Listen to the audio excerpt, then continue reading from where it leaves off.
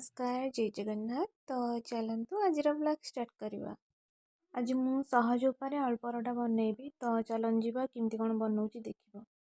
Fast मुझे आलू को सिझे देइछि। आलू सिझीगला ता चप्पा को काढ़ी देइछि।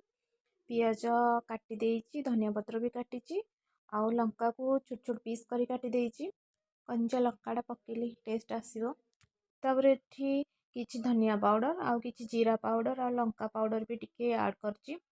चाट मसला भी टिके देइछि, टिके चटपटी लागिबो खाइबा पई। तापर ताको भलसे चकड़ी देइछि। तो आलू मसला मोर एबे रेडी अछि। तो चलन जीवा अट्टा को एठी चकड़ी देबा। चकड़ी की ताको गोल बनै देइछि।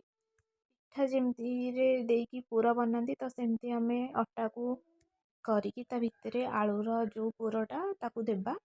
टिके अधिक अट्टा देइकी धीरे धीरे ताको हमें बेलिबा, जेमती हमर आलू मसलाटा बाहर को बाहरिबनी। तापर तावारे आमे आलू पराठा को देबा। तो तापर तेल ऐड करबा। तेल दे सारा पर देखि पाथिबे एबे मोर आलू पराठा रेडी। वीडियोटी जदि भल लागिछि लाइक शेयर कमेंट सब्सक्राइब करे जमर भूलेन। Thank you so much. जय जगन्नाथ।